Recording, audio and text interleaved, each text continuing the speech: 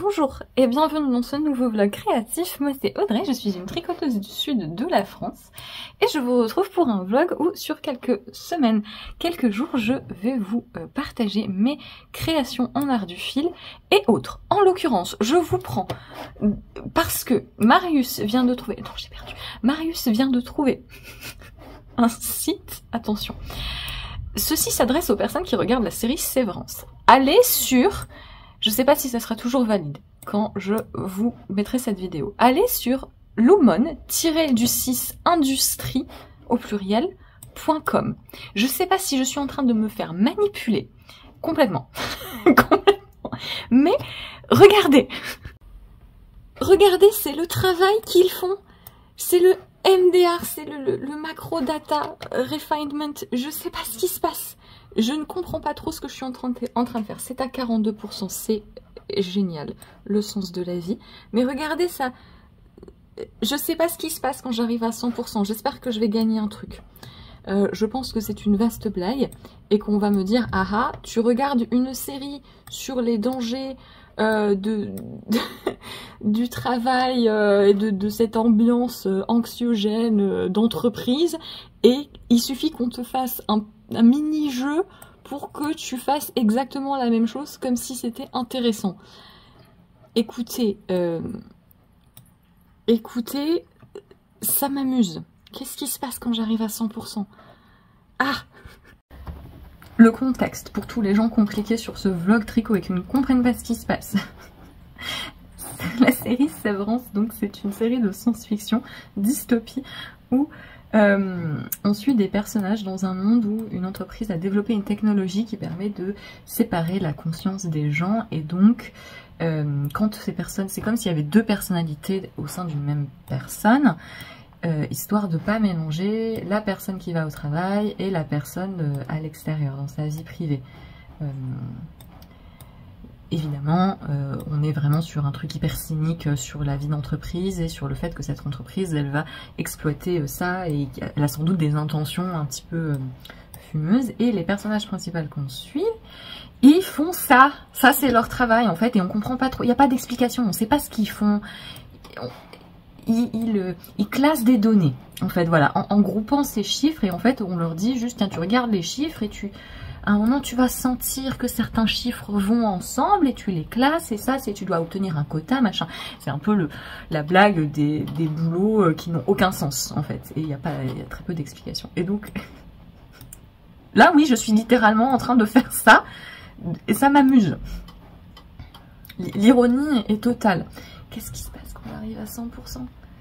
À 75%, il y a eu Milchik qui est apparu, la scène dans la première saison où il danse, qui est un de mes épisodes préférés, c'est mon personnage préféré, le manager, Seth Milchik, avec Irving, j'aime beaucoup Irving aussi.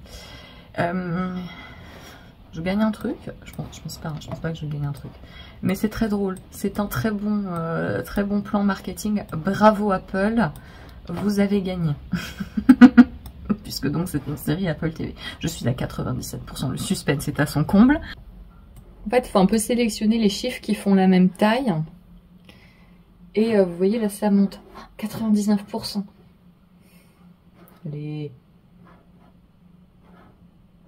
J'espère qu'il va rien se passer d'horrible et que je pourrai vous le laisser dans la vidéo. C'est... Eh ben, c'est très décevant. C'est décevant. Bon, j'ai loupé, mais il y avait la petite vidéo encore de Milchik qui danse. C'est très dans le thème, du coup, que ça retombe comme un soufflet et qu'il n'y a rien d'intéressant qui se passe à la fin.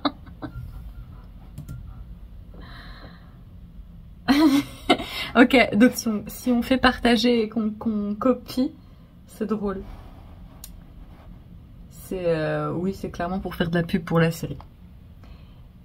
Et ça met des emojis, ça met un emoji chèvre. Je veux une explication pour les chèvres.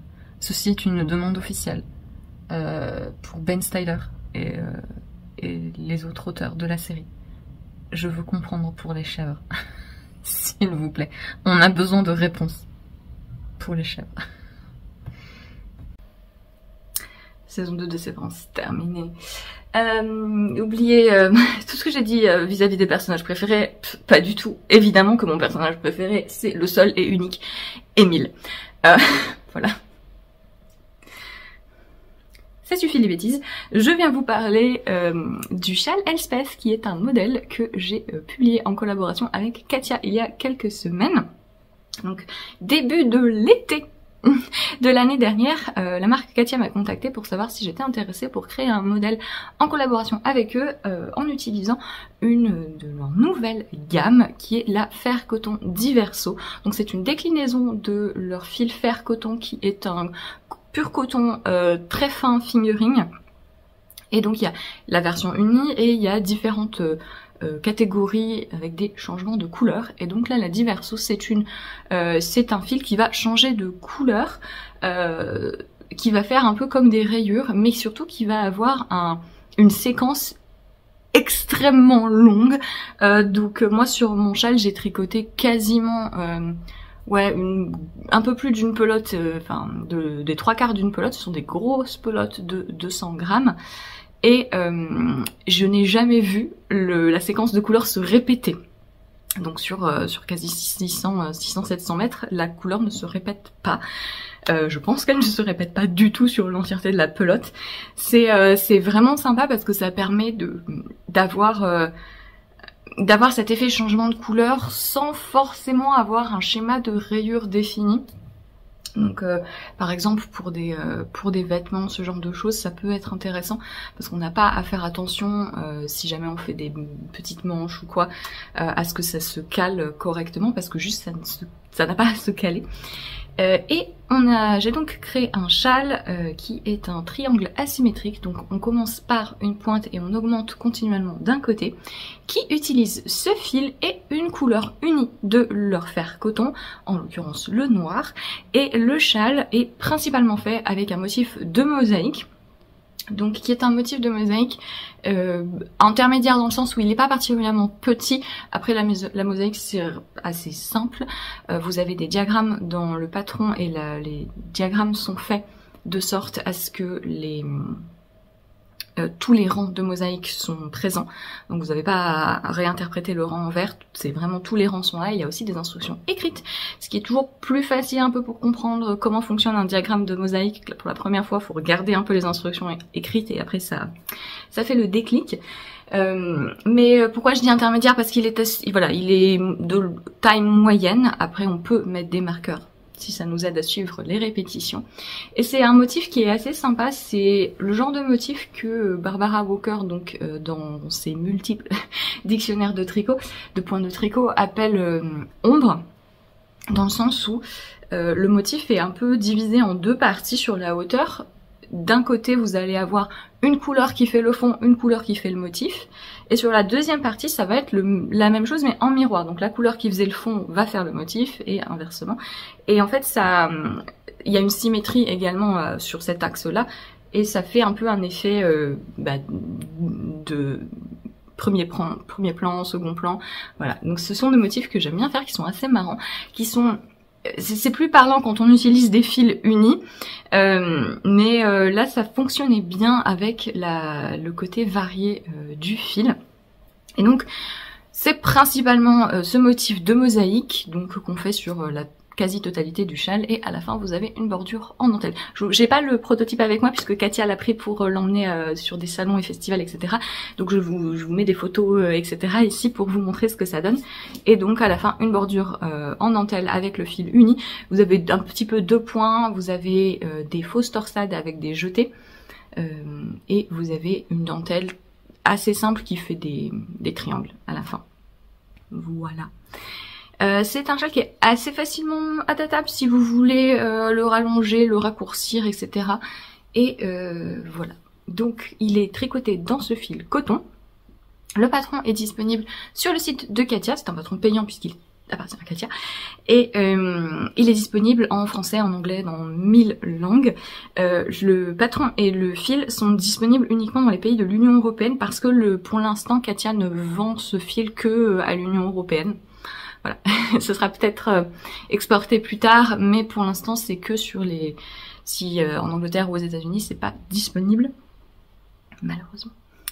Et voilà. Petit aparté sur le fer coton de Katia, du coup c'était la première fois que je le tricotais, et j'ai été extrêmement surprise par la légèreté et la fluidité de ce coton. Alors que je l'ai tricoté en mosaïque, donc c'est des mailles glissées, donc ça peut avoir tendance à rendre quelque chose de très dense, et moi vous savez que les fils pur coton, bah j'ai un petit peu de mal parce que ça a tendance à être trop lourd et trop dense. Bah là j'ai été très très agréablement surprise, ce qui me donne vraiment très envie d'essayer de faire des hauts d'été en fer coton. J'ai quelques idées, parce qu'ils ont du coup la gamme unie aussi, mais pourquoi pas utiliser la gamme variée. Mais c'est vrai que moi pour les vêtements j'ai un peu plus de mal à utiliser ce genre de fil en grande quantité, disons. Mais je suis assez curieuse, si certains d'entre vous ont utilisé ce fil de Katia pour faire des hauts d'été, je suis assez curieuse de votre ressenti, parce que là sur le châle, bah, il y a quand même beaucoup de laine, c'est des mailles glissées, et je trouve qu'il y a une fluidité que j'ai rarement vue sur du pur coton. Il se dédouble un chouïa, beaucoup moins que la majorité des fils pur coton que j'ai tricotés. En fait, ce qui se passe avec les fibres végétales, c'est que souvent ce sont des fils avec plein de brins, parce que ça correspond mieux à la solidité et à la façon dont on file ces fibres. Et donc, bah, plus il y a de brins, plus ça risque de se dédoubler. Celui-ci est assez lisse, en fait. Voilà, on voit pas facilement les brins se défaire, mais c'est vrai que moi, quand je tricote souvent avec des aiguilles très pointues, ça m'est arrivé 2-3 fois de piquer dedans dans une maille enfin dans le brin, et mais rien d'anormal, disons. Donc fil à retester, et donc voilà, c'est un modèle qui est disponible sur le site de Katia. Il est sur mon Ravelry, ça vous renvoie vers Katia si vous voulez le retrouver. Je vous mets les liens dans la description. Et voilà, je suis en train je vais devenir chèvre, je pense. Je suis en train de me battre avec la NTS, pour tout savoir. Mais ça va, les choses avancent. Les choses avancent. D'ailleurs, petit aparté, j'ai énormément ri, parce que par rapport à Baldur's Gate, dont je vous ai parlé dans mon dernier vlog, j'ai eu 2 commentaires. Un commentaire qui me dit « Non, tue pas les druides, tu vas voir, il y en a qui sont sympas. » Et immédiatement après, un autre commentaire qui me dit « Ouais, si tu l'es, ils sont insupportables. » Je les ai battus. Je suis maintenant dans l'acte 3, hein. Je suis partie. Hein. Parce qu'en fait, j'ai beaucoup aimé l'acte 1. L'acte 2, j'ai adoré. Je trouve l'ambiance et tout, je trouvais que c'était très créatif, mais quelle angoisse, vraiment j'étais là au bout d'un moment, ok je veux partir de là, je veux m'en aller, c'est horrible. Donc je suis passée, j'ai fait pas mal de choses, je suis passée assez vite, mais c'est bon, j'ai les 2 druides sympas avec moi. J'ai même recruté Minsk hier. Écoutez, c'est mon nouveau compagnon préféré, je pense. Je pense aussi, je refais, comme si j'avais pas, j'allais dire, si je refais une partie, comme si j'avais pas déjà prévu. Alors, ma prochaine partie, mon personnage, ça va être ça, comme ça, machin, je vais faire ça. Si. Mais je pense que j'essaierai de le recruter plus vite, Minsk, parce que je le trouve très drôle. Bref. On s'amuse comme on peut. J'ai fini mon pull Nestoria, qui est actuellement en train de bloquer. J'espère pouvoir vous le montrer porté bientôt, parce que je suis très contente et il est vraiment tout doux. Et il fait un peu humide là, donc je pense que ça va être les dernières semaines pour lesquelles je pourrai le porter un pull comme ça en déca, donc j'espère qu'il va sécher assez vite.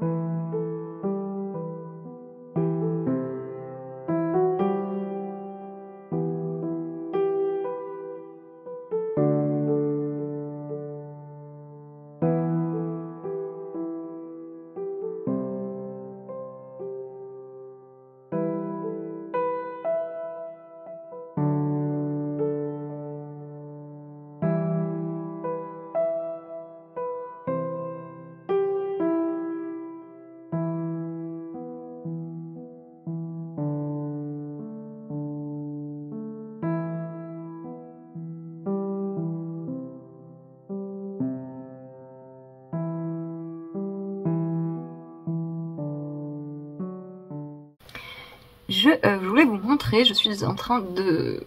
petit à petit, je continue à tricoter sur mon autre couverture en jacquard, puisque si vous avez suivi les derniers vlogs, vous savez que je tricote une couverture en calmystère en... Attendez, il y a un truc avec... J'ai déjà raconté hein, le fait que ma mère et beaucoup de gens de sa génération envoient des messages et sans contexte. Et le début du message est hyper alarmant. Donc là, je filme sur mon téléphone, donc je vois un début de message qui me fait paniquer et ensuite, après, c'est stupide. Donc là, je commençais à filmer, je vois un message de ma mère qui me dit j'ai eu un problème au boulot et tapé sur la vitre comme un fou. Quoi, qu'est-ce qui se passe? Sachant que ce serait possible vu le travail que fait ma mère. Et j'ouvre le message, c'est un oiseau. Donc c'est un oiseau qui tapait sur la vitre du bureau de ma mère. Pour rappel, la dernière fois, ce qu'elle m'a fait, c'est qu'elle m'a envoyé un message en me disant il y a un cadavre sous le tapis. Bon, c'était un des chats qui avait amené un mulot. Bref. Donc, je tricote en ce moment deux couvertures en jacquard. Une grosse couverture avec la grosse laine qui est un calmystère que mois par mois on fait une partie de la couverture. Et un projet sur le très long terme est la Indian Nights de Jenny's Hope, qui est aussi donc une couverture en jacquard, qui se tricote également en morceaux mais en circulaire et qui ensuite est assemblée tout ensemble. C'est une couverture qui se tricote en fingering, avec des motifs un peu fleuris et d'oiseaux, d'éléphants, etc. D'oiseaux. Apparemment le truc était poursuivi par des pies, mais c'est marrant comme oiseau, je sais pas, on dirait une merlette. Bref. On se concentre. On se concentre. Donc, il y a différentes formes à faire. Je pense que j'ai fait peut-être un quart. C'est difficile à dire parce que certaines des formes sont beaucoup plus grandes que d'autres. Donc ça tricote beaucoup plus vite, beaucoup plus lentement. Là, j'ai commencé à faire ce qui va... à la fin, devenir un triangle, donc qui va se mettre en fait sur les côtés de la couverture. Il va y avoir des parties qui vont être comme ça. En fait là c'est la fin, le bord de la couverture, et donc il va y avoir des triangles comme ça. Voilà. Et donc pour tricoter quand même ces triangles en rond, on les fait avec un stick, et donc ça fait une espèce de cône, c'est amusant. Une espèce de cône, c'est amusant. Et donc le stick, j'ai oublié de faire des mailles en verre au début. Chaque fois que je vous parle de stick, je fais que vous dire faites des mailles en verre de chaque côté de votre stick, c'est beaucoup plus facile après pour sécuriser, pour relever les mailles, gna gna gna. Oubliez pas, c'est beaucoup mieux. Moi, qu'est-ce que je fais? J'oublie. Donc vous voyez, au début mon stick c'est tout en jersey, et puis là je me suis souvenue, et donc j'ai commencé à faire ici, vous voyez mes deux colonnes de mailles en verre de chaque côté, et donc c'est là que je vais sécuriser le stick, et ensuite... ça me permettra de relever les mailles pour faire la bordure du coup, qui sera a priori une bordure au crochet, on verra quand on y sera, mais c'est l'idée. Ce qui va être un peu gênant je pense là, c'est donc moi j'aime bien sécuriser mes sticks avec une machine à coudre, d'autant plus que j'utilise principalement, j'ai pas toutes les couleurs dans cette gamme, mais c'est des laines de Lana Grossa et principalement leur Mellen White, qui est leur gamme de base à chaussettes. Et donc ça c'est la Mellen White de base, c'est 80% laine, 20% nylon, c'est une base à chaussettes classique, super wash nylon, etc. Moi j'ai pas de problème, je regardais les péripéties d'une pelette ce matin, moi j'ai pas de problème à sticker en super wash, hein, je l'ai fait plein de fois. Et évidemment on peut pas vraiment faire le stick feutré, qu'est-ce que c'est ça? Ah non, c'est la fin. Je me demandais s'il y avait pas si le fil n'avait pas été coupé, mais non, c'est la fin de la pelote. Il y a certaines méthodes de renforcement du stick qui consistent à feutrer. Donc évidemment en superwash, bah non. Mais pour ce qui est des renforts machine que moi je préfère, ou couture, que ce soit fait à la machine ou à la main, que moi je préfère, ça marche très bien en superwash. Pour moi en tout cas.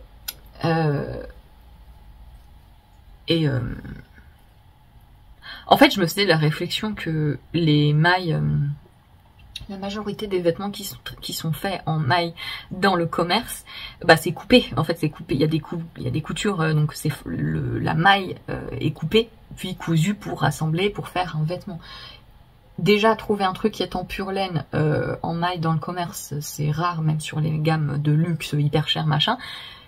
Mais je pense pas que, si vous savez, je ne pense jamais avoir vu le cas où une marque de prêt-à-porter, fast fashion ou certainement pas, mais même truc haut de gamme machin, je pense pas qu'ils utilisent de la laine non superwash. Bon bref, c'est pas les mêmes processus, on est d'accord. Donc, quand je vais renforcer mon stick à la machine, faire ma couture, je pense que je vais avoir un petit peu de mal à... Là c'est tout petit, vous voyez, ça fait un cône, c'est rigolo, mais là ça va peut-être être un petit peu difficile d'atteindre là, en fait, il va falloir que je... Oh, ouais, ça va demander un petit peu de minutie.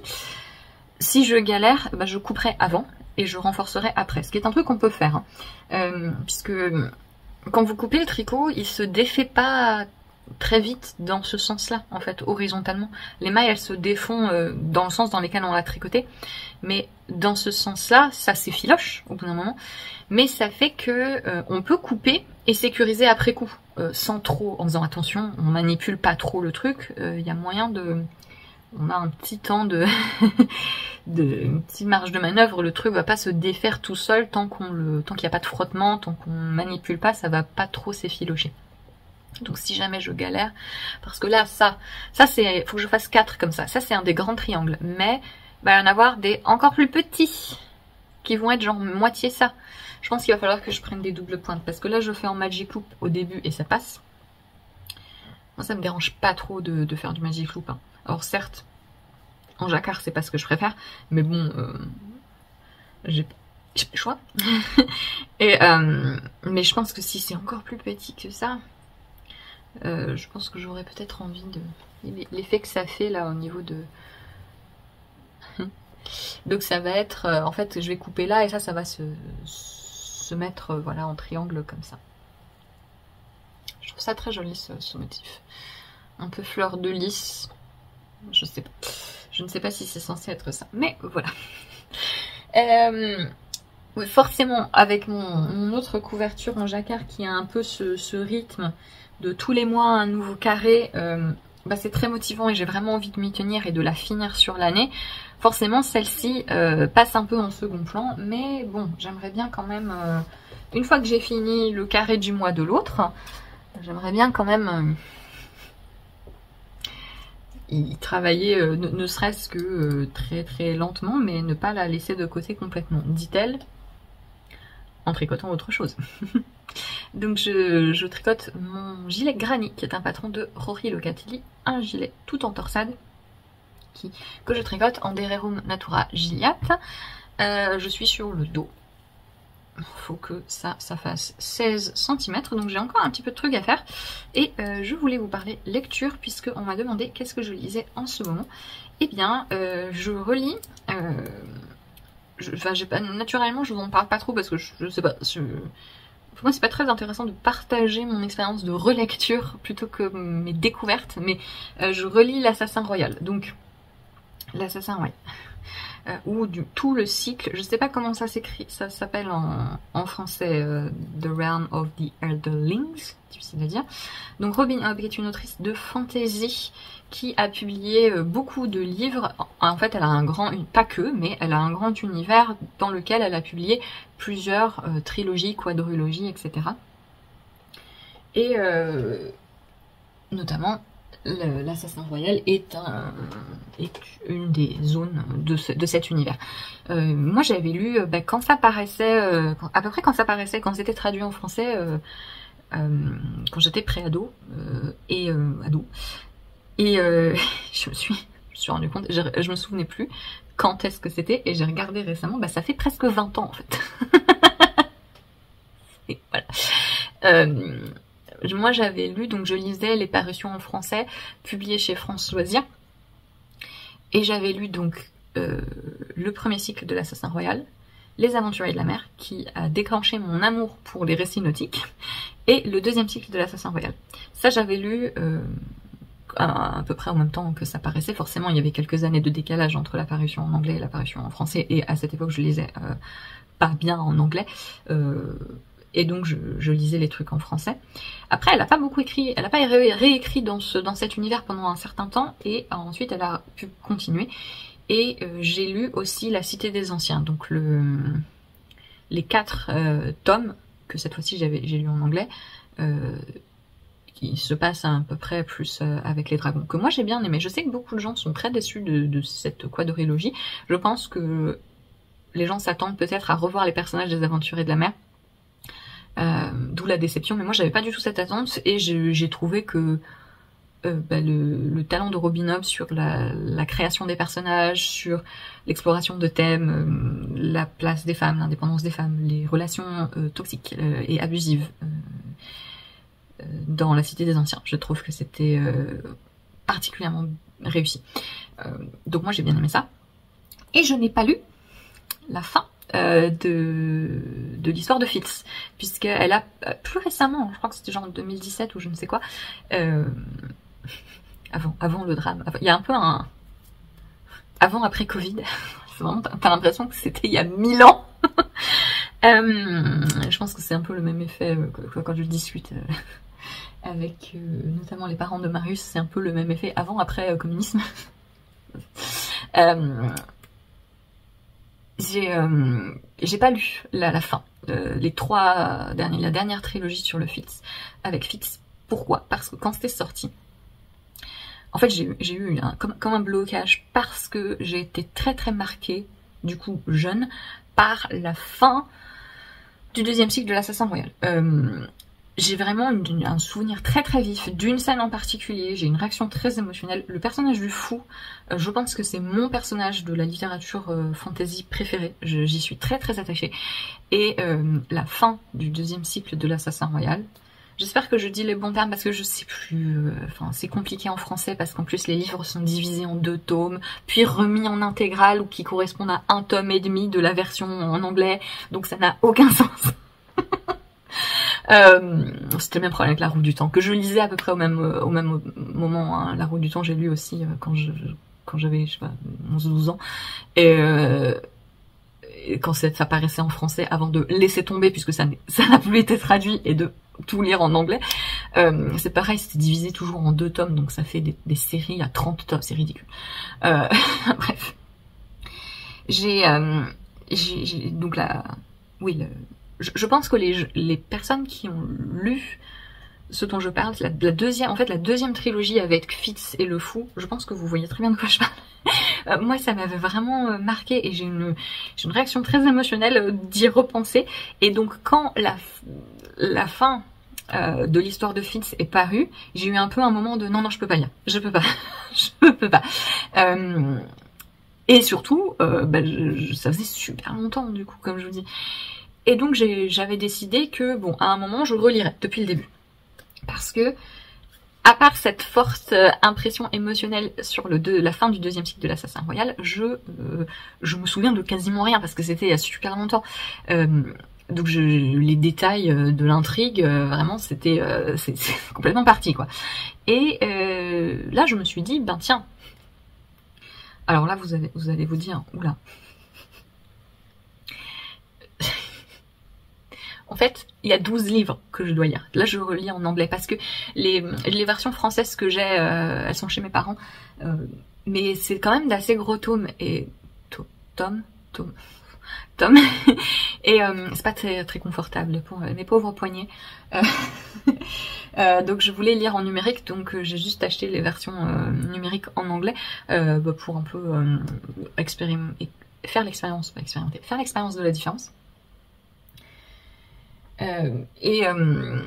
Donc ça fait 12 tomes en anglais qui me restent, parce que je vais pas relire La Cité des Anciens puisque je m'en souviens plus, donc ça c'est bon, et en plus c'est un peu à part, donc voilà, je vais pas relire ça, mais tout le reste, donc les 3 cycles de l'Assassin Royal et les Aventuriers de la Mer, ça fait 12 tomes, et donc je me suis dit bah c'est super, il y a 12 mois dans l'année, j'ai qu'à lire. Vous savez, c'est le côté très satisfaisant de ça rentre, c'est comme quand le 1er jour du mois tombe un lundi et le 30 tombe un dimanche. C'est satisfaisant. Bref, donc là, l'idée de lire en 2025 un tome de l'univers de Robin Hobb par mois, ça m'amuse. Bref, voilà. Donc on est en mars, donc je suis en train de finir la première trilogie de l'Assassin Royal. Oui, c'est toujours un bonheur. C'est marrant parce que je relis pas beaucoup, hein. Je relis que vraiment des trucs où il y a une forte distance entre le moment où j'ai lu et la relecture. Je sais qu'il y a des gens qui relisent assez régulièrement des choses, mais moi, si ça fait juste 5-6 ans, je sais pas, j'ai pas ce truc de relecture, mais là, pour le coup, ça fait suffisamment longtemps. Pareil, j'avais relu La Roue du Temps, parce que pareil, ça faisait super longtemps que j'avais lu, donc là, oui. Et c'est une expérience amusante, parce que comme je vous dis, j'ai cette forte mémoire de la fin du 2e cycle, mais pour le reste, je me souvenais de rien. Et en relisant, j'ai eu des trucs qui me sont revenus, notamment par exemple la première, la description de la salle des gardes, donc au tout début du premier tome, quand Fitz est amené dans la salle des gardes et qu'il attend là et qui décrit un peu la salle et toutes les sensations qui lui viennent, etc. Et notamment, j'ai eu c'est marrant parce que ce qui m'est revenu, c'est la description des odeurs, et notamment il y a une odeur de laine mouillée, des tenues des gardes, etc. Et c'est marrant. Et je me suis souvenue de ça, en fait. Et il y a plusieurs choses, notamment la description de la chambre du fou, qui aussi m'est revenue. Je me dis, ah mais oui, ce qui se passe entre le tome 2 et le tome 3, enfin à la fin du tome 2, ce qu'ils font à Fitz, c'est quand même un truc énormissime, ce qui arrive à Fitz, je m'en souvenais pas du tout. Et quand les indices de ce qui allait arriver sont arrivés, ça m'est revenu, je me suis dit, ah. Donc c'est une expérience personnelle très intéressante, cette relecture. Moi j'avais tout de suite, je sais qu'il y a beaucoup de gens qui lisent l'Assassin Royal et qui ont un rejet du personnage du fou, qui est pas du fou, de Fitz justement, qui est un anti-héros. Donc si vous si vous avez jamais lu l'Assassin Royal ou autre, on suit Fitz, donc qui est le bâtard de la famille royale de cet univers, et qui va être en fait la famille de sa mère le donne à la famille royale, en gros, en leur disant on n'en veut pas, débrouillez-vous, c'est votre bâtard, machin. Et donc il va être recruté pour travailler dans les coulisses, en fait. L'idée c'est qu'il préfère qu'un bâtard dans la lignée royale soit contrôlé. Voilà, et donc il va être recruté pour travailler comme assassin au service de la couronne. Voilà, et donc c'est un personnage qui a un peu une vie nulle. Voilà, il lui arrive, c'est pas très drôle. Voilà, c'est assez sombre, assez émotionnellement bon. C'est un peu coup dur sur coup dur. Et on est donc sur un anti-héros qui il est pas du tout dans une comment dire. Il est pas du tout dans cette optique traditionnelle du héros qui est de oui, je vais surpasser les obstacles, je suis muet par une volonté de survie, quelque chose de très voilà, qui donnerait de l'inspirer, qui inspirerait voilà à la lecture. Non, lui c'est vraiment c'est nul, tout est nul, j'en ai marre, je veux rien faire, je veux me morfondre, c'est la main. Voilà. Et il y a beaucoup de gens qui ont un rejet de ça, ce que je comprends tout à fait. Moi, j'avais tout de suite, voilà, j'avais tout de suite accroché. Parce que, je sais pas, c'est vrai que moi, j'ai plutôt comment dire, moi, c'est plutôt l'inverse qui m'agace. Voilà. Donc, moi, j'avais pas du tout ce rejet de Fitz. Et ce qui est marrant, c'est que en discutant avec pas mal de personnes, je constate que beaucoup de gens qui ont essayé de lire l'Assassin Royal au début ont eu ce truc de oh, je peux pas lire un anti-héros comme ça, parce que c'est déprimant, on est bien d'accord, c'est difficile. Mais que une fois adulte, en y revenant, comprennent un peu mieux. Ben moi c'est marrant, j'ai un peu l'effet inverse. C'est vrai qu'en étant pré-ado, machin, bon, je vais pas vous expliquer pourquoi ni comment, mais j'ai tout de suite accroché à Fitz pour ça. Et c'est maintenant, en le relisant en tant qu'adulte, où je me dis, ben en fait moi ça, j'ai toujours cet affect hein, pour Fitz, mais je vois pourquoi les gens n'accrochent pas. Parce que c'est difficile. Et ce que je veux dire, c'est que les gens qui relisent en étant adultes et qui, avec le recul de leur vie d'adulte, comprennent un petit peu mieux le personnage et du coup accrochent, alors que c'était pas du tout possible en étant plus jeune. Moi, j'ai un peu l'inverse, dans le sens où j'ai tout de suite accroché étant plus jeune, et là, étant plus adulte, on va dire, en relisant, je comprends la difficulté. Voilà, d'accrocher au personnage. Donc c'est marrant. Moi personnellement, j'apprécie toujours, mais je ressens peut-être plus le côté pesant, voilà, de ce qui se passe et des réactions de Fitz. Mais c'est vraiment quelque chose pour lequel je trouve Robin Hobb est très doué, c'est le réalisme en fait Et voilà, Robin Hobb, je trouve qu'elle est très très forte pour ça, pour vraiment développer des personnages et vraiment avoir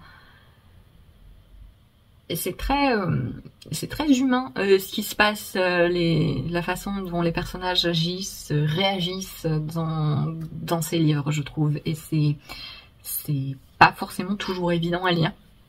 Si vous avez essayé de lire l'Assassin Royal et que vous n'avez pas du tout accroché, vous pouvez quand même essayer Les Aventuriers de la Mer, parce que ça a vraiment rien à voir. Déjà, c'est plusieurs personnages, c'est pas juste un point de vue, et c'est vraiment une ambiance et pour le coup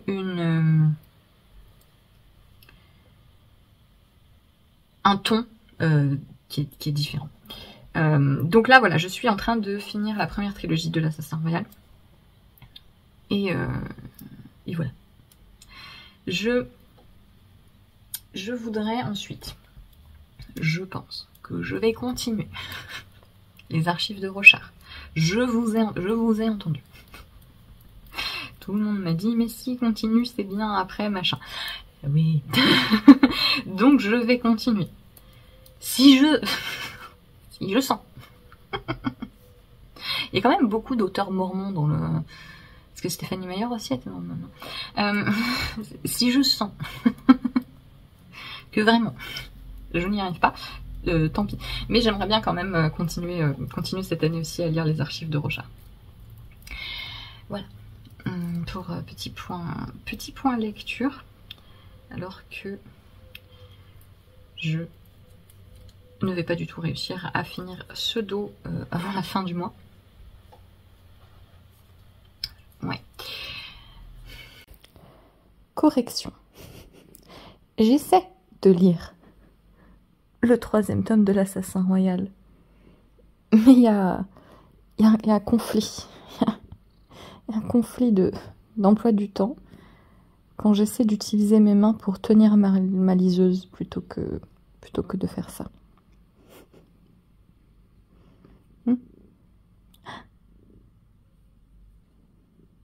Je peux?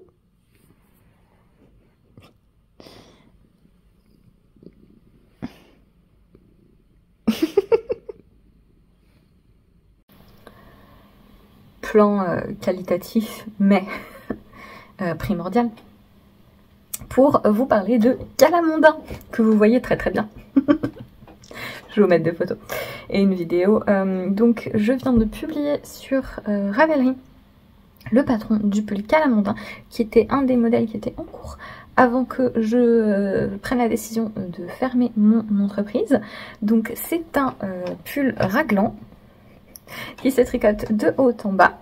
On commence par former le col à plat avec des augmentations, puis on rejoint en rond et on tricote donc le raglan et tout le reste du projet en rond avec des rayures de jacquard, des motifs géométriques.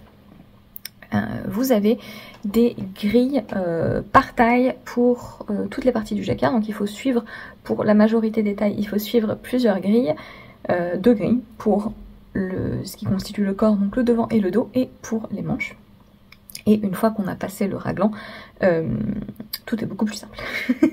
Mais c'est un modèle qui va demander donc de suivre la grille, c'est un modèle de jacquard, mais tout est, il n'y a pas à interpréter, il n'y a pas à compter en même temps les augmentations du raglan, tout est inclus dans les diagrammes. Et pour un pull qui est tout en jacquard, en fait, vous avez quand même une majorité du projet qui est du jersey, tout droit, sans jacquard. Il y a finalement assez peu de moments où on fait vraiment du jacquard. Donc pour les gens qui aiment l'aspect des pulls tout en jacquard, mais pour qui c'est peut-être un petit peu trop de travail, c'est une bonne alternative. On est aussi donc sur un raglan, donc une coupe qui est généralement plus polyvalente que les empiècements en yoke.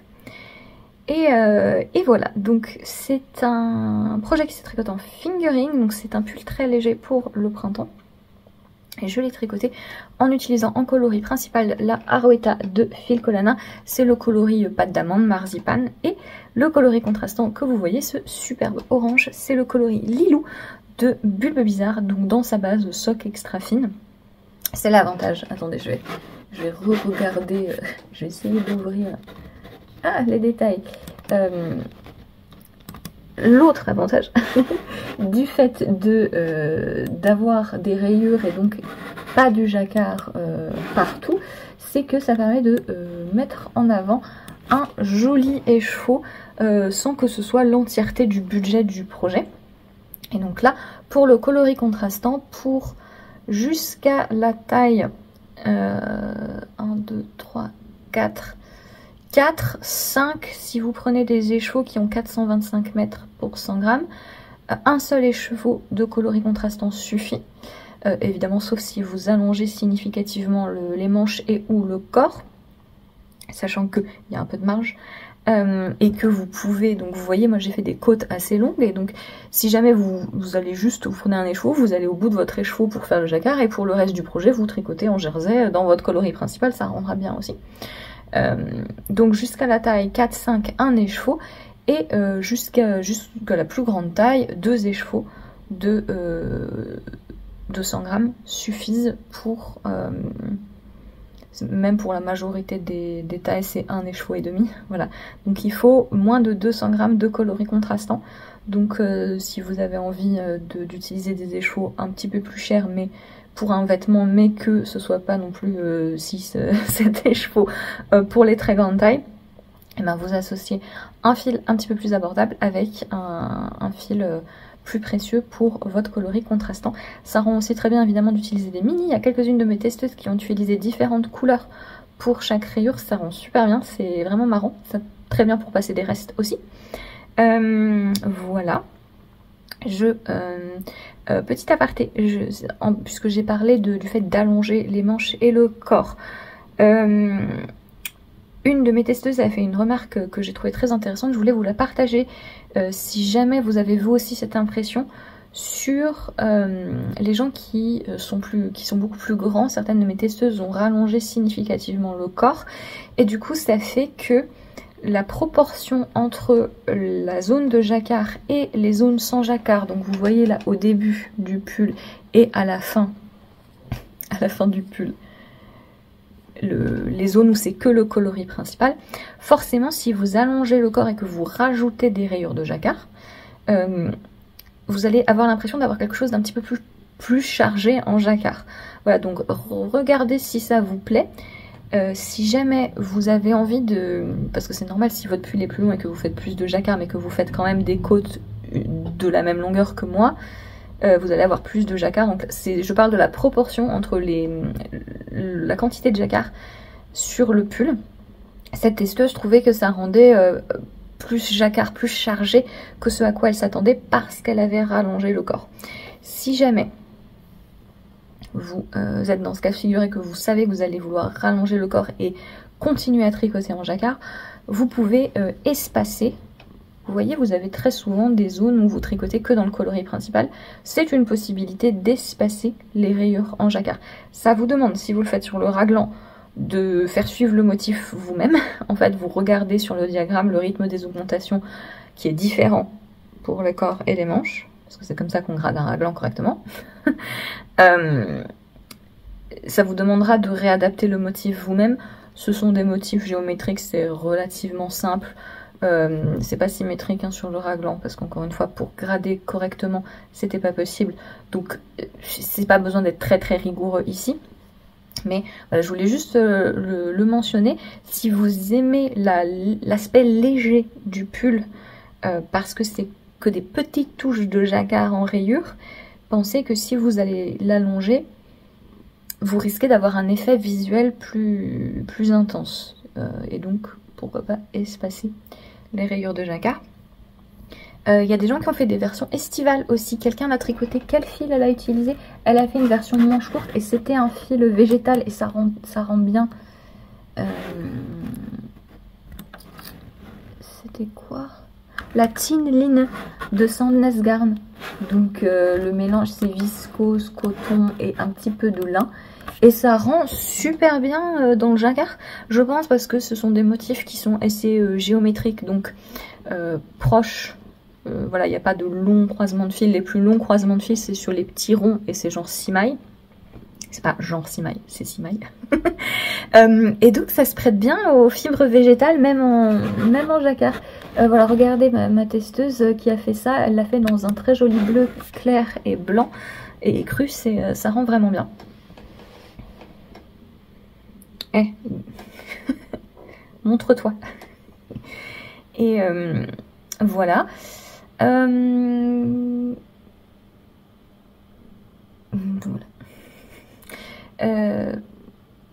Petit aparté au niveau de l'encolure. Donc c'est une encolure qui est assez arrondie, assez dégagée. Si vous voulez qu'elle reste bien ouverte, vous devez tricoter moins de côtes pour pas faire juste un rabat en I-cord.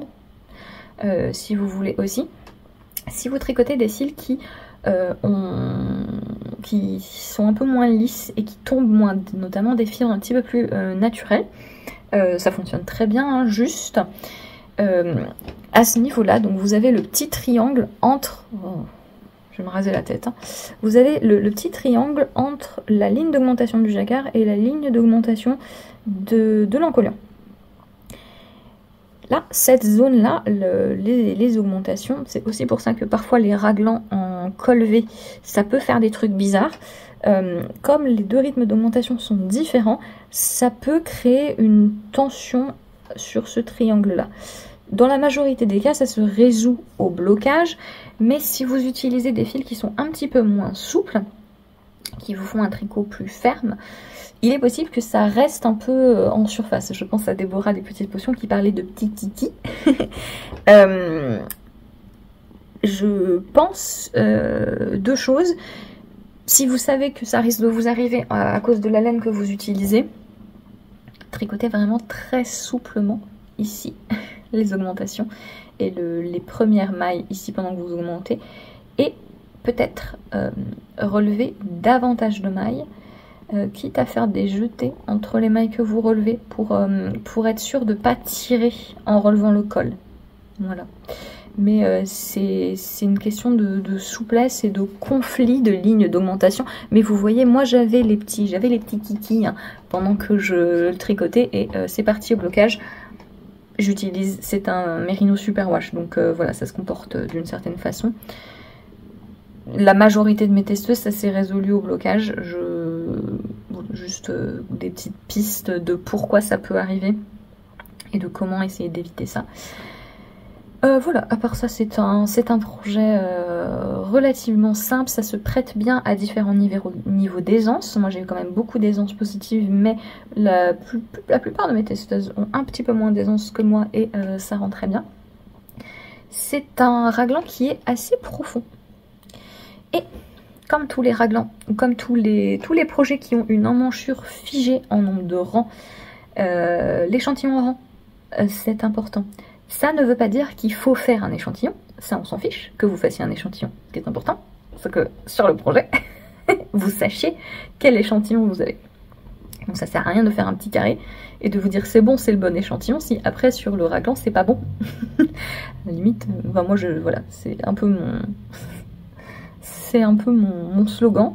Faire un échantillon, c'est bien. Avoir le bon, c'est mieux. Voilà.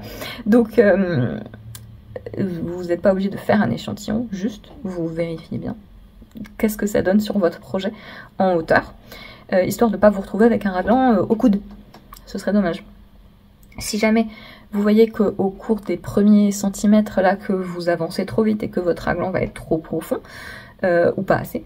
Pas assez, c'est le meilleur cas de figure, puisque une fois que vous avez fini les augmentations, vous continuez à tricoter sans séparer le corps et les manches jusqu'à obtenir la longueur que vous voulez. Mais si vous voyez en regardant la hauteur, la profondeur de raglan indiquée par le patron, si vous voyez que vous y arrivez beaucoup trop vite, c'est que votre échantillon en rang est trop lâche.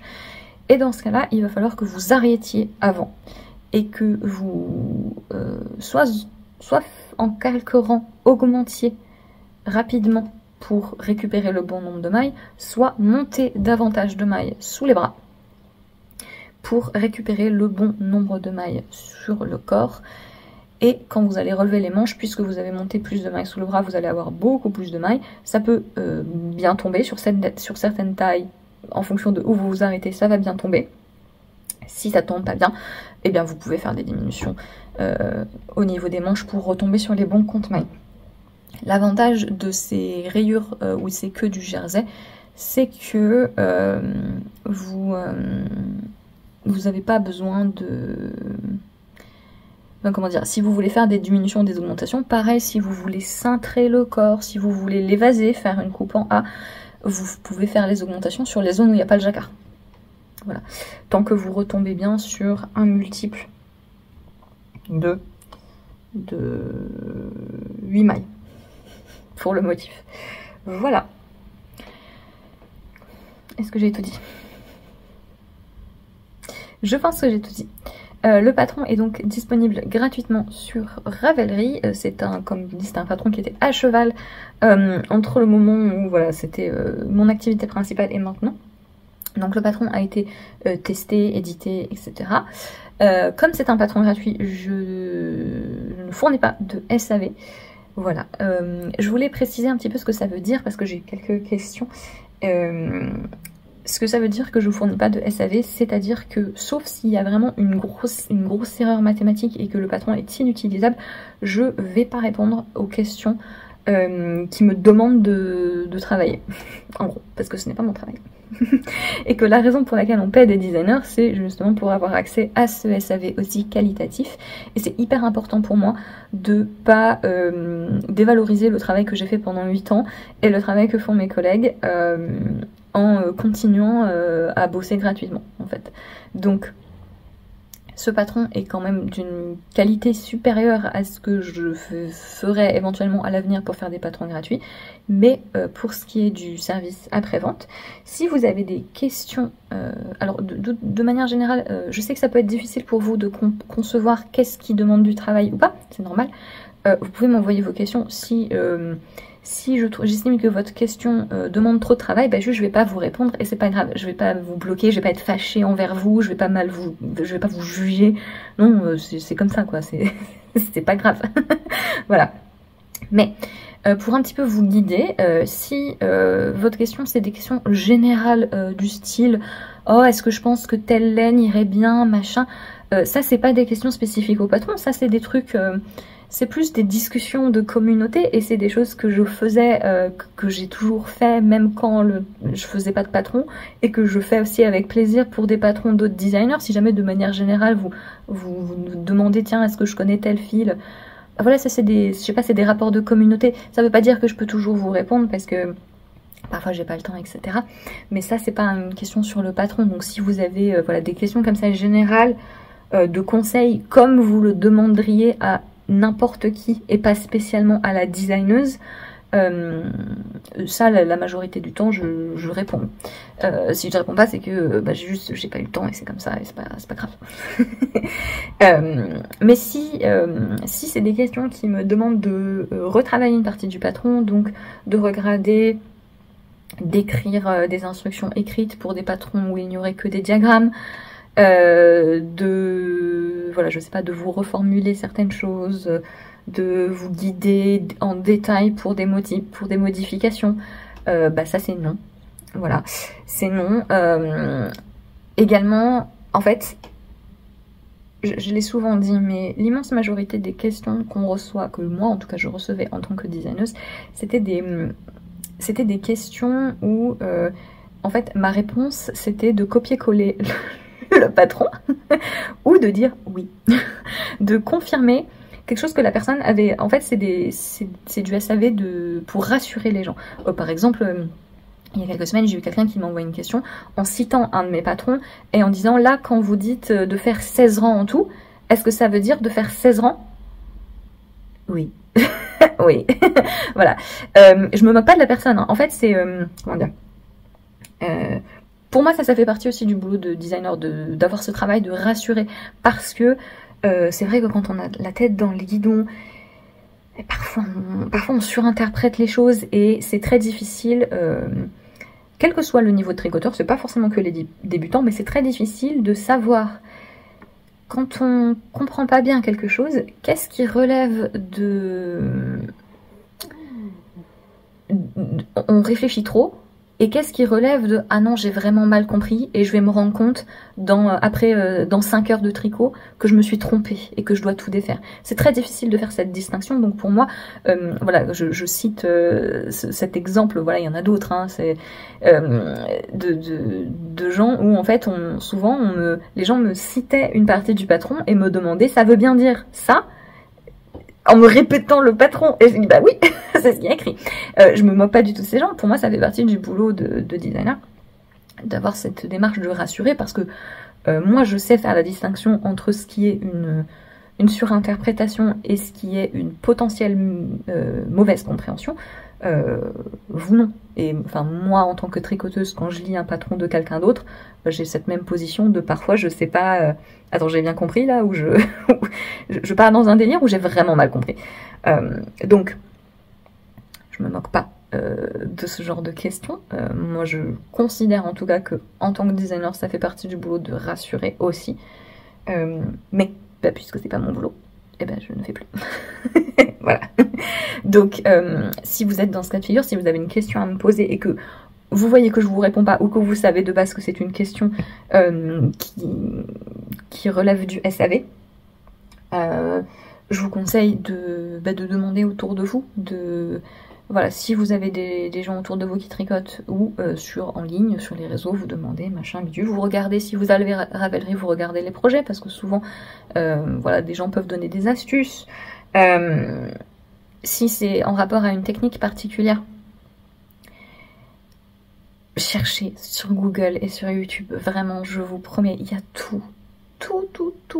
Vous tapez le nom d'une technique, si dans un patron quelque chose vous paraît un peu obscur, le nom d'un point ou quoi, vous cherchez. Alors déjà, dans la majorité de mes patrons, il y a des liens vers des tutoriels vidéo, regardez les tutoriels vidéo. Et si jamais il n'y en a pas parce que c'est des techniques trop génériques, cherchez, vous allez trouver, à chaque fois vous allez trouver 50 vidéos différentes expliquées de différentes manières, vous allez trouver la réponse à votre question sur internet. C'est rarissime que en 8 ans d'expérience de designer tricot, c'est rare, les fois où la personne avait vraiment besoin de moi, que moi je lui réponde spécifiquement, ça, je les compte sur les doigts d'une main. Voilà. Donc, vous allez trouver les réponses sur Internet. Et voilà. C'est un peu ça que je veux dire quand je dis que je ne fais pas plus de SAV. Donc, ce patron a été testé, donc ça fonctionne, a priori. Voilà. Et... voilà, pour Calamondin qui, je l'espère, vous plaira. Je suis très fière de ce modèle, je suis vraiment ravie de pouvoir vous le proposer. C'est vraiment, c'était pareil pour Pony, ce sera pareil pour Tia. Les derniers modèles là que j'ai en cours, c'est des modèles dont je suis très fière. Et à chaque fois, ça me conforte dans l'idée que j'ai fait le bon choix de laisser ces modèles accessibles, de laisser mes modèles gratuitement plutôt que de juste les enterrer et ne plus permettre aux gens de les tricoter. Notamment là, voilà, c'est un raglan en jacquard, c'est assez unique. Je sais que beaucoup de gens, c'est des techniques avec lesquelles beaucoup de gens auraient un petit peu d'a priori de oh, est-ce que je vais y arriver, etc. Et donc là j'espère que le fait que le patron ça soit gratuit, ça lui donnera un petit peu plus de visibilité et que peut-être ça encouragera certains tricoteurs à tenter et à se rendre compte qu'on arrive à faire beaucoup plus que ce à quoi on pensait avant de se lancer. Voilà. Je pense que j'ai tout dit sur Calamondin. Calamondin, si vous vous demandez, c'est l'une d'entre vous qui m'avait demandé, qui m'avait donné l'idée, c'est un petit orangé des Philippines et je trouvais que ça allait très bien, notamment avec les petites bouboules. Ouais, je trouvais que le nom se prêtait, c'est pas très bien. Je vais essayer de récupérer ma main. Je pense que les négociations vont être dures. Est-ce que au moins je peux jouer? Est-ce que on peut changer de main? Parce que j'aurais besoin de ma main droite, éventuellement, si je peux pas tricoter, mais au moins faire quelque chose. Mota.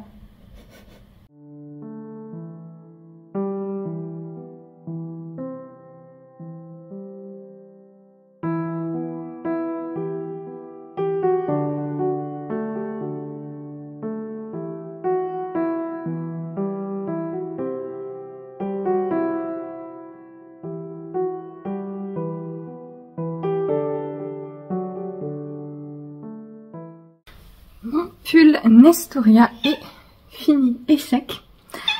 Pile à temps pour le printemps et la semaine où il va faire plus de 20 degrés. Je vais l'essayer. Donc pour rappel, c'est donc mon modèle Nestoria qui est un pull tout simple à épaules tournantes qui se tricote de haut en bas en déca à peu près quoi. J'ai utilisé la Katia. C'est un vlog très Katia. J'ai un autre projet à vous montrer, c'est aussi de la Katia. Alors évidemment, la Katia coton mérino, donc qui est un fil soufflé mélange de coton et de laine mérino. Un fil avec un accord et un peu duveteux. Et donc c'est la gamme Tones, donc qui a ces changements de couleur que je trouve très sympa. Alors, j'ai pas du tout fait attention à alterner les pelotes ou rien du tout, sachant que j'avais quelques pelotes qui n'étaient pas du même bain. Et parce que oui, même dans les glaines industrielles, dans les teintures industrielles, ça peut être un problème, ça m'est déjà arrivé avec de la Holzgarn, c'est pas drôle. Mais là, je trouve, il y a une... Qu'est-ce qui se passe là? Là, on dirait qu'il y a un trait. En plus ça correspond à rien, je sais. Je suis très contente, il est très confortable, les manches sont bien longues pour moi, mais je suis contente. Il devrait, je devrais pouvoir le porter quand même, hein. Je sais que ce fil tient pas trop chaud, les fils soufflés c'est quand même assez léger. Mais voilà, si je reste pas en plein soleil, ça devrait le faire pendant quelques semaines encore.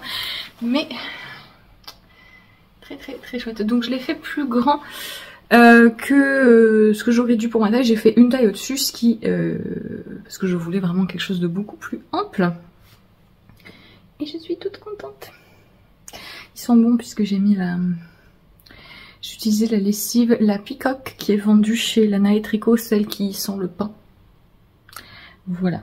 Donc j'ai un autre projet à vous montrer, qui est un t-shirt.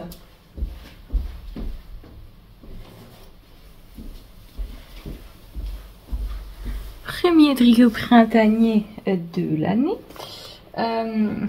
C'est un mensonge? C'est un mensonge complètement. Bon bref. C'est un t-shirt un peu improvisé, tout simple. Enfin, tout simple, non. Col V. Et j'ai fait un col polo. Alors, faut que je rentre les fils. Maintenant que j'ai fait le col, je peux rentrer les 12 milliards de fils. Et voilà. Donc c'est pas un patron, hein, c'est improvisé. Je me suis dit, j'ai filmé en fait le processus de comment je fais un col polo comme ça. Du coup c'est transposable sur n'importe quel col V. Comme ça si l'idée du col V, enfin du col comme ça polo et V vous intéresse, eh bien vous pouvez copier et le transposer sur tout type de t-shirt ou pull hein, d'ailleurs qui a tout simplement un col V, peu importe l'emmanchure, peu importe le sens dans lequel c'est tricoté. Je vais vous mettre ici mon petit... c'est pas un tuto formel, hein, c'est une explication du concept à adapter. Alors, je vais faire mon col polo et ça se fait à peu près en 2 étapes. Donc on va d'abord s'occuper de faire la partie basse du col V et on va relever les mailles sur le bas du V. Donc plutôt que de relever les mailles tout autour, on va commencer et s'arrêter à peu près, moi j'aime bien à 15 cm par rapport à la ligne d'épaule. Vous voyez ici c'est la ligne où j'ai relevé les mailles et donc je vais mesurer à peu près 15 cm depuis cette ligne et je vais mettre un marqueur. Je sais que mon index fait à peu près 7,5 donc ça n'a pas besoin d'être hyper précis. C'est en fait l'endroit où votre col polo va se retourner. Donc n'hésitez pas à faire plus ou moins haut en fonction de ce que vous voulez. Et comme on est sur un col V, je vais m'aider des augmentations que je peux voir en lisant mon tricot pour bien faire en sorte de mettre un marqueur au même endroit des 2 côtés. Donc j'ai placé mes 2 marqueurs sur les bords au même endroit de mon col V et je vais relever les mailles entre ces 2 marqueurs. Donc je vais commencer de ce côté-ci face à l'endroit et relever les mailles en descendant ici vers la pointe du V puis en remontant et je m'arrête à l'autre marqueur. Donc je relève uniquement les mailles vers le bas. Je relève toujours globalement 2 mailles sur 3. Donc je relève 2 mailles que je vois sur ma lisière, j'en saute une. Je relève 2 mailles, j'en saute une sur la hauteur. Je fais bien attention à relever une maille ici au centre de mon V qui est la maille que j'avais montée pour rejoindre mes demi-devants. Si vous avez relevé plus de mailles, si vous avez monté plus de mailles pour rejoindre vos demi-devants, faites juste attention à ce que ici, à cet endroit-là, vous releviez un nombre impair de mailles, histoire de bien avoir une maille centrale. Donc je vais relever une maille ici au centre et la marquer avec un marqueur pour mieux la visualiser. Et à nouveau, 2 mailles sur 3 de ce côté-ci jusqu'à l'autre marqueur. Donc j'utilise une plus petite aiguille. Et je commence au niveau de mon marqueur à relever mes mailles. Si vous voulez vraiment très bien faire, faut évidemment faire attention à relever exactement le même nombre de mailles de chaque côté. Mais globalement, si vous avez bien positionné vos marqueurs et que vous relevez toujours le même ratio, vous n'avez pas vraiment besoin de compter. Mais l'idée, c'est que ce soit symétrique. Mais ça, c'est le cas pour tous les relevages, notamment de col, pour pas avoir quelque chose qui soit déséquilibré d'un côté ou de l'autre du col. J'arrive donc à la pointe du V et je vais bien faire attention à relever une maille au centre. Ici on voit la maille que j'ai montée, c'est celle-ci. Donc je vais bien relever dans cette maille une maille qui sera la maille centrale de mon col V. Et je vais l'identifier, je vais juste récupérer ce marqueur-ci puisque j'en ai plus besoin. Et je vais le mettre dans la maille pour me souvenir que c'est celle-ci qui sera la maille centrale de mes côtes. Et je peux recommencer à relever 2 mailles sur 3. C'est toujours, faut faire un petit peu attention toujours à ce niveau-là, de relever de manière propre. Donc n'hésitez pas à relever à différents endroits pour voir ce qui ne fait pas de trou, comme ce que j'ai fait de ce côté-ci. Voilà, j'ai relevé les mailles sur le bas de mon col V et je vais donc tricoter les côtes de mon col, mais au lieu de faire tout le tour et de tricoter en rond, je vais faire en aller-retour de là à là uniquement. Il faut que la première et la dernière maille soient en jersey. pour pouvoir ensuite relever les mailles à ce niveau-là. Donc je vais juste vérifier, faire un petit calcul en fonction des côtes que j'ai envie de faire, que ce soit symétrique. Donc vous voyez, on compte pas les deux mailles lisières, mais sur le reste de mon compte maille, est-ce que en fonction, si je veux faire des côtes 2-2, si je veux faire des côtes 1-1, il faut que je commence et termine de la même façon. Par exemple, moi là je vais faire des côtes semi-torse 1-1, donc j'ai juste besoin d'avoir un nombre de mailles impair, histoire de commencer par une maille envers et de finir par une maille envers aussi. Si vous faites des côtes 2-2, il va falloir avoir un multiple de 4 plus 2 de chaque côté. Voilà, c'est toujours plus compliqué d'avoir des côtes 2-2 parce que ça implique d'avoir une symétrie partout, y compris au centre là. Mais moi je vais juste partir sur des côtes semi-torse 1-1 et on va tricoter donc en côte et faire au niveau de la maille centrale une double diminution centrale. Si vous avez déjà fait un col V en côte, c'est comme ça. En fait vous faites la même chose sauf que vous le faites en aller-retour et non pas en circulaire tout autour. Moi j'aime bien faire la diminution tous les rangs endroits. Voilà, donc un rang sur deux et là je vais juste faire un premier rang envers pour mettre en place mes côtes. De manière générale, quand vous relevez des mailles pour des cols, etc. et que vous avez besoin d'un multiple précis pour que vos côtes tombent bien et que ce soit symétrique, sauf si vous êtes vraiment complètement à côté de la plaque, c'est pas très grave d'ajuster sur le premier rang. Donc là par exemple, imaginons que j'ai envie de faire des côtes 2-2, et donc il faut vraiment que là je commence par, à part ma maille lisière en droit, hein, mais donc je fais ma maille lisière en jersey, je commence par ce qui sera 2 mailles envers, et il faut que là aussi j'ai 2 mailles envers avant la maille centrale, et pareil 2 mailles envers, 2 mailles envers, donc ce fameux multiple de 4 plus 2. Si je vois que c'est pas bon et que j'ai genre une maille en trop, rien m'empêche de faire une diminution vite fait, voilà, sur le premier rang, ça se verra pas beaucoup, pour retomber correctement sur le bon nombre de mailles. Ou de relever une maille pour retomber sur le bon compte maille.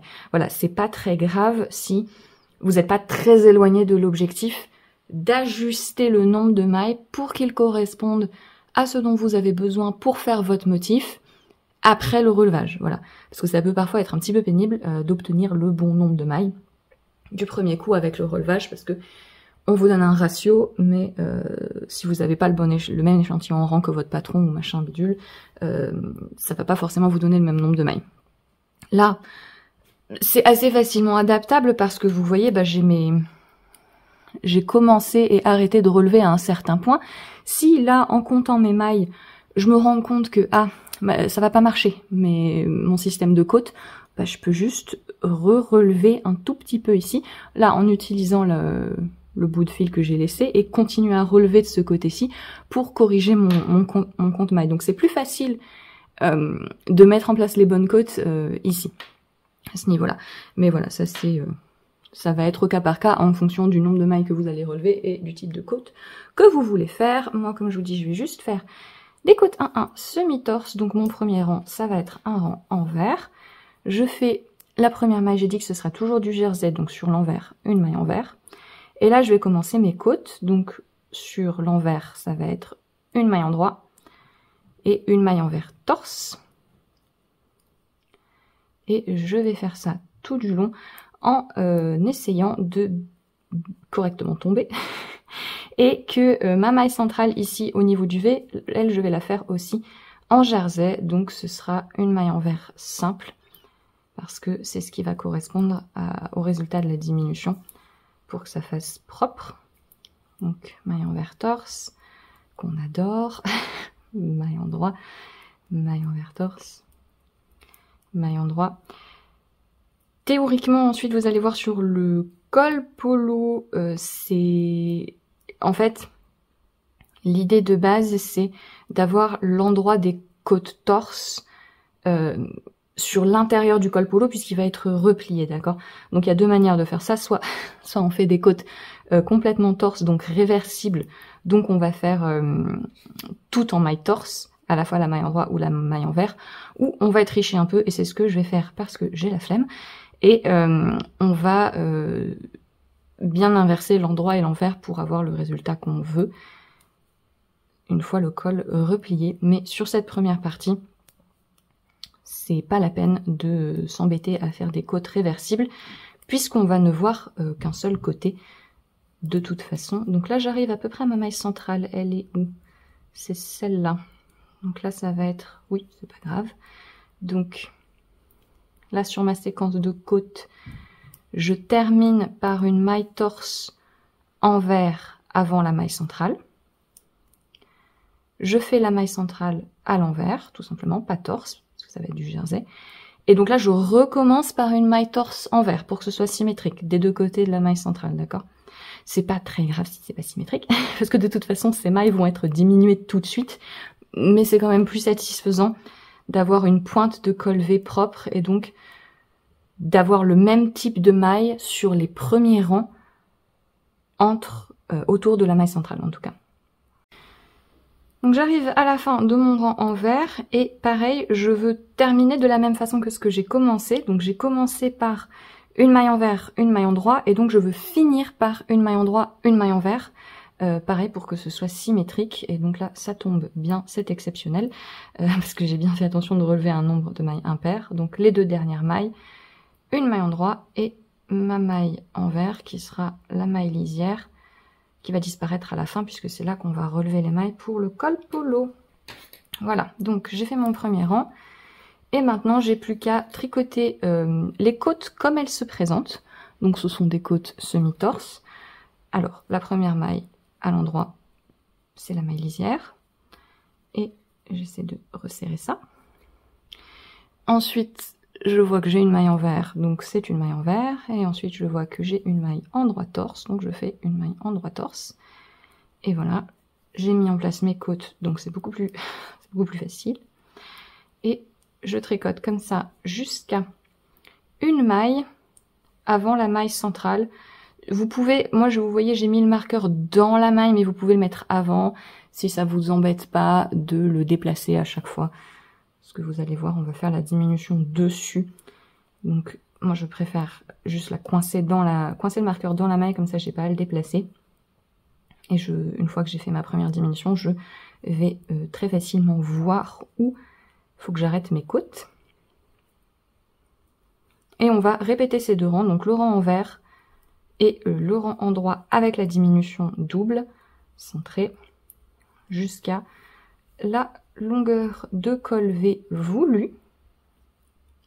Donc vous pouvez en faire plus ou moins pour avoir un décolleté plus ou moins profond aussi. Donc j'approche de la pointe de mon V. Et je vais faire ma double diminution. Donc je m'arrête, j'ai dit une maille avant la maille centrale. C'est celle-ci, donc je fais une maille de plus. Et là, sur la pointe de mon col V, donc je vais faire une diminution sur ces 3 prochaines mailles. Donc c'est une diminution double centrée. En anglais, c'est S2KP. Voilà. Donc on glisse 2 mailles ensemble à l'endroit.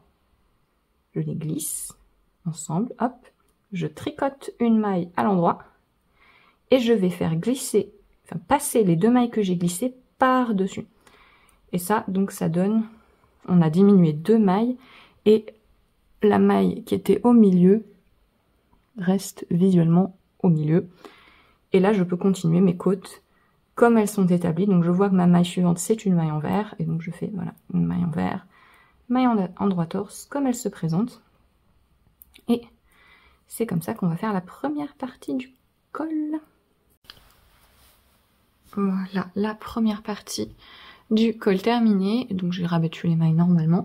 Et maintenant on va s'occuper du col polo ou chemise, voilà, lui-même. Donc ce qu'on va faire, c'est qu'on va relever les mailles le long des bords du col qu'on vient de tricoter, puis tout autour de l'encolure.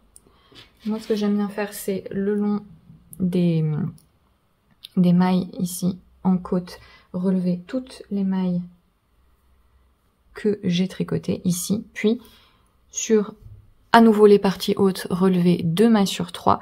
J'aime bien relever aussi 2 mailles sur 3 sur les mailles qui ont été montées sur la nuque parce que ça permet de vraiment bien resserrer le col et que moi j'aime pas quand les cols au niveau de la nuque sont trop larges parce que ça tombe, mais c'est à nouveau une question de préférence en fonction de à quel point vous voulez resserrer le col et si vous avez tricoté en fonction voilà, de votre tension, etc. Donc je vais relever les mailles et l'idée c'est d'essayer de vraiment de vraiment relever les mailles au bout. Là vous voyez la dernière maille que j'ai rabattue, j'essaie vraiment de la relever aussi pour que ça soit bien aligné à ce niveau-là. Alors j'ai relevé les mailles tout autour, donc comme je vous ai dit, chaque maille sur les bords de mes côtes et 2 mailles sur 3 sur le reste du col. Et là je vais juste tricoter en côte tout droit. On peut peaufiner la forme de la pointe du col ici en faisant des augmentations, des rangs raccourcis, etc. Moi j'aime bien la forme que ça fait juste en tricotant tout droit, donc politique du moindre, prise de tête moindre. Donc je vais juste tricoter en côte. On va faire des mailles lisières cette fois-ci qui doivent être esthétiques puisque ça va être visible. Donc moi je vais juste faire une maille glissée au début et à la fin de mon col. Et pareil comme avant, il va falloir que vos extrémités soient symétriques. Donc en fonction du type de côte que vous voulez faire, vérifiez que votre nombre de mailles vous permet de commencer et de finir le rang de la même façon avec vos côtes. Et donc truc auquel il faut penser si vous faites des côtes qui ne sont pas réversibles. Donc si vous faites des côtes 1-1 ou 2-2 normales, peu importe. Mais moi, vous voyez, donc avec mes côtes semi-torse, ça c'est l'endroit, et sur l'envers, c'est pas pareil. Et donc il faut bien que je pense que l'endroit qui va être visible de mon col polo, ça va être l'intérieur, puisque ça va être ensuite replié, et donc je vais voir l'intérieur et pas l'extérieur. Donc quand je vais tricoter mes côtes, je vais faire en sorte que mes rangs envers ici sur l'intérieur de mon col soit l'endroit de mes côtes. Donc je vais faire les mailles torse endroit de ce côté-là parce que c'est ça qui va être visible quand le col va être replié, alors que ce qui est ici sur l'endroit de mon tricot, ce sera les rangs envers de mes côtes puisque ça va être caché à l'intérieur. Voilà. Tout simplement faire attention à ce que l'endroit de vos côtes se retrouve sur l'endroit de votre col une fois qu'il est replié. Et donc voilà, je vais juste faire mes côtes tout droit jusqu'à ce que je puisse replier le col comme je le veux, que ce soit suffisamment long, que ça fasse une petite pointe. C'est généralement 2 fois ce que j'ai fait là. C'est une bonne base, donc je vais déjà faire 2 fois ce que j'ai fait là et voir si ça suffit esthétiquement une fois que je le replie. Et donc je vais faire ma maille lisière, donc je vais glisser ma maille, je vais glisser la première maille de chaque rang, et je vais faire mes côtes semi-torse, donc ici ça va être l'endroit, donc je fais bien attention à commencer par une maille envers, puis faire une maille torse endroit. Voilà, une maille envers, une maille torse endroit, puisque ce sera ici, c'est l'intérieur, et donc ce sera visible. Vous avez compris. Voilà comment je fais les cols polo de manière assez simple et assez personnalisable. Vous pouvez le faire sur n'importe quel type de col V, quelle que soit la construction ailleurs. Donc là, vous voyez, c'est un t-shirt avec des épaules un peu tombantes, mais si c'est un raglan, si c'est des manches montées, c'est pareil. Tant que vous avez un col V, à partir duquel vous allez relever les mailles en 2 étapes pour faire le col polo. Voilà, voilà. Alors, j'ai peur d'avoir tricoté le bas un peu trop haut et que ça baille un petit peu. Après, ça c'est ce genre de col, faut vraiment moi je préfère je les bloque en position, c'est-à-dire je vais vraiment le plier une fois mouillé et vraiment l'épingler pour qu'il se mette comme je veux. Et avec les manches, ça va peut-être tomber. Mais vous voyez, c'est juste que si je le mets comme ça ça baille. Mais en fait, j'ai pas essayé. Donc je pense que je m'inquiète pour rien. On verra. Si jamais c'est pas bon, je pense qu'au blocage, ça s'arrangera. Mais en fait, je pense qu'une fois sur moi, vous voyez, ça va peut-être s'aplatir correctement.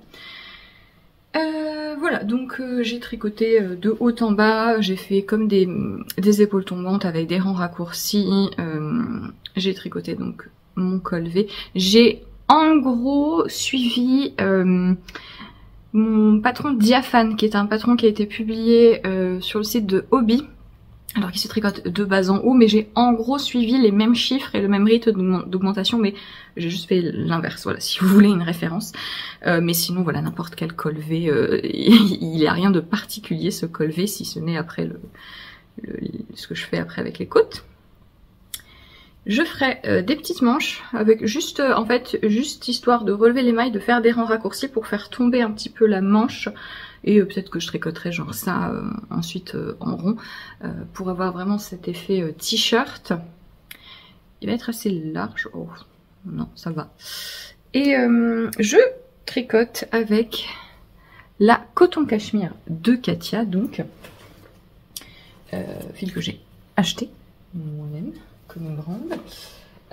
C'est la deuxième fois que j'utilise ce fil. Donc c'est un fil de coton et de cachemire, c'est 90-10. Il y a plusieurs marques qui ont ce genre de fil. C'est relativement fin, c'est de la fingering un peu... Enfin, ça se tricote un peu comme de la fingering dodue, je dirais. Parce qu'il y a 155 mètres au 50 grammes, mais...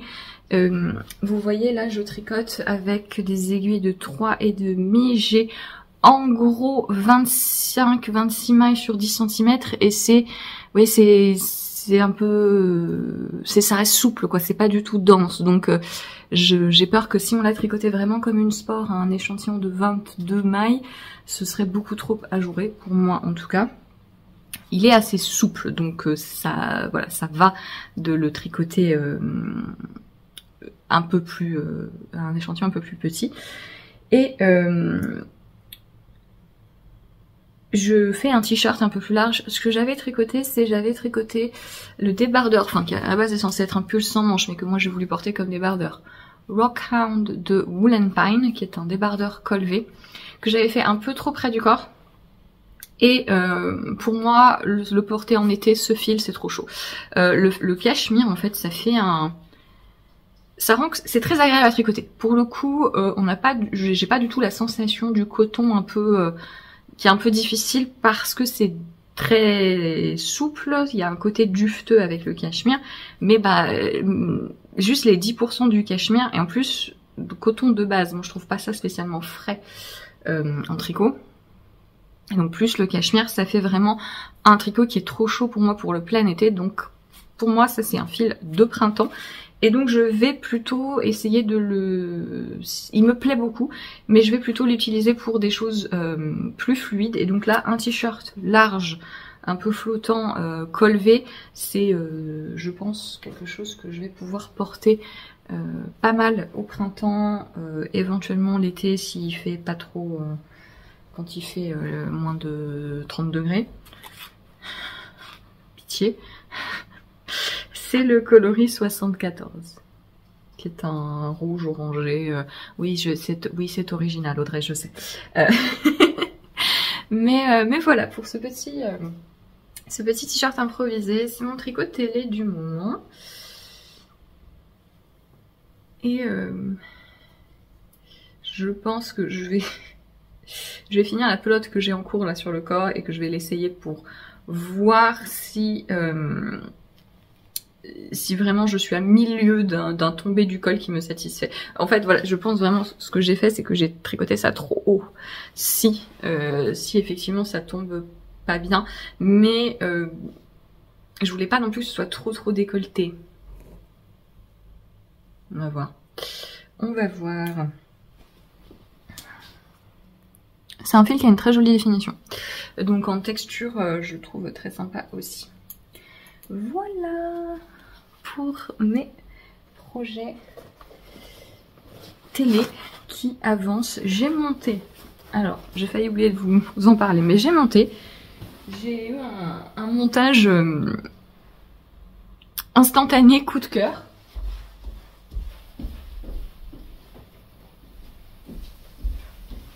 Qui Tout bête en fait, mais j'ai acheté le patron parce qu'en fait j'ai littéralement copié les couleurs, donc voilà, pour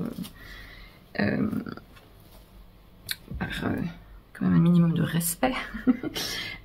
Summerly a sorti un set de patrons de bonnets, donc ce sont différents patrons de bonnets, il y en a certains en côte, il y en a certains en jersey.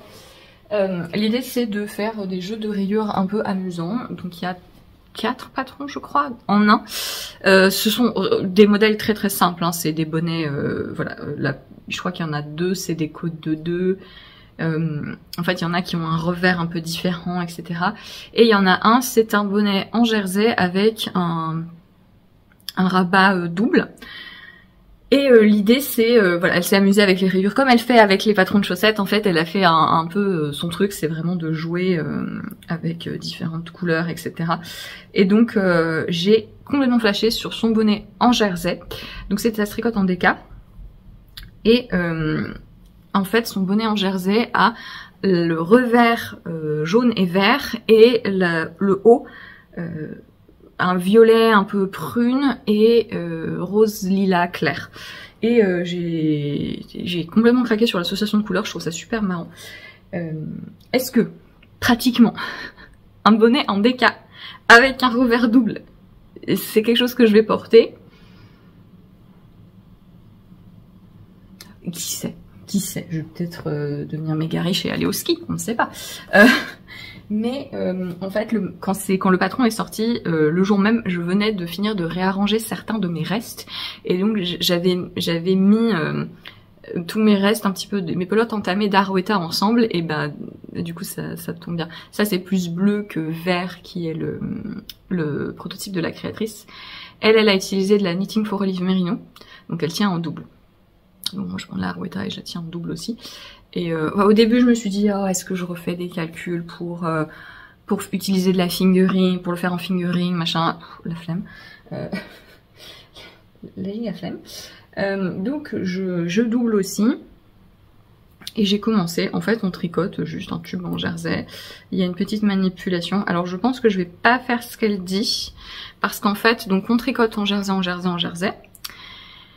Ensuite, on retourne le tricot pour être sur l'envers, mais on va continuer en jersey endroit pour faire le corps du bonnet. Et après on va replier, vous voyez, le bord côte qui n'est pas côte, mais voilà, le revers. On va replier le revers et elle fait coudre la ligne de montage à l'endroit où le revers va se mettre. Et après on revers. Bon, bref, c'est compliqué.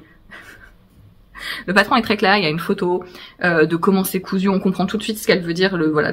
C'est genre, je crois qu'il y a 2 pages par type de patron, tous sont dans le même PDF, mais c'est très bien expliqué. Il y a 4 ou 5 tailles de enfants à adultes, voilà. Je fais la taille M adulte. J'ai hésité à faire peut-être la taille S, je sais pas. De toute façon, comme je vous dis, c'est pas... C'est un projet amusement, couleur, utilisation de reste. Est-ce que le projet sera porté de manière très pratique? On verra. Je trouve très joli, hein, mais je verrai à quel point ça me tient trop chaud, comment ça se positionne sur... là, ça m'atignasse. Pour voir après. Mais... voilà ce que ça donne. Donc, je tricote sur un... 40 cm. Faut que je mesure pour voir si je suis pas complètement à l'ouest. L'échantillon c'est de 26 mailles sur 10 cm, donc c'est quand même assez dense. En plus, vraiment. Je pense que ça amusera Marius. Si jamais moi vraiment je peux pas porter parce que c'est trop chaud, Marius étant frileux et tragiquement chauve, tragiquement du tout. Mais il a beaucoup plus d'utilité de tricot et notamment d'accessoires chauds que moi, donc c'est pas perdu loin de là. Et faut que je mesure parce que s'il faut, je suis complètement de visu, ça m'a l'air ok, mais je vous l'ai déjà dit, moi, comme je fais assez peu de bonnets, j'ai pas l'œil pour la taille que c'est censé avoir. Donc, je vais un peu dans tous les sens. Comme je vous le dis, elle fait replier le rabat et coudre. Je vois pas pourquoi. Une fois que j'aurai fini la hauteur du rabat, pourquoi est-ce que je ferai pas d'un coup, en fait, je pourrais me positionner comme ça, vous voyez, et accrocher mes mailles, ce que j'aime bien faire quand je fais des cols doubles ou ce genre de choses, ou des ourlets. Moi, j'aime bien faire ça. Juste, voilà, on replie et on tricote en même temps. Les mailles sont sur l'aiguille et les mailles du montage.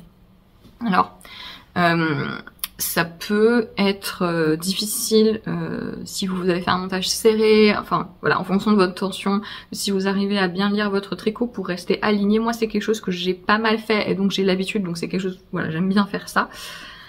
Mais je sais pas s'il y a un problème structurel qui va arriver si je fais ça. En fait, je peux juste changer de couleur parce que de toute façon, cette zone-là va être cachée puisque ça va être sous le revers. Ça m'éviterait de faire la couture à la fin. Ce qui est pas très dérangeant, mais j'arrive pas à voir pourquoi. En fait, quel serait le... À part la praticité de la technique, qui, comme je vous le dis, certaines personnes ont du mal à faire ce que j'essaie de vous expliquer là. Je pense qu'il n'y a pas d'autre... T'as vu comment il est gros le pigeon, putain? Il y en a deux. Ça t'intéresse pas? Il faut un peu ta taille, hein. Je pense que c'est ça le problème. Il se pavane vraiment dans le jardin, puis Moda les regarde, mais prenez pour qui là? Voilà.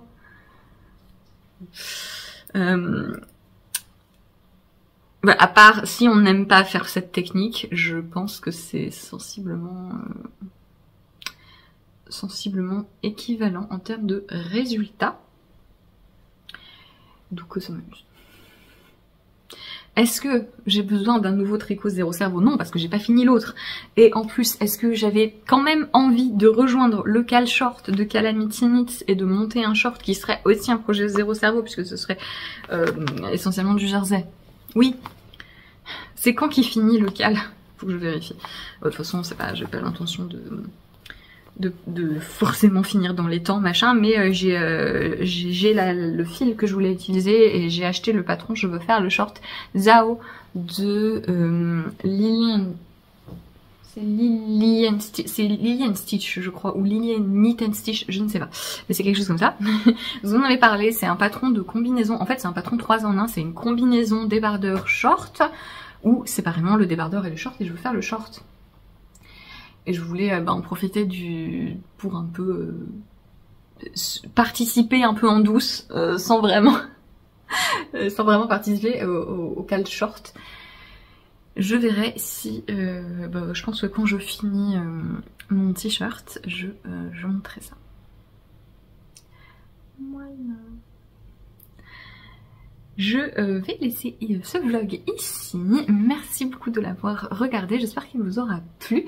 Je vous retrouve dans 2-3 semaines, on verra. Et je vous souhaite un bon début de printemps. J'espère que si giboulée tempête il y a, ça ira. Je vous dis à la prochaine.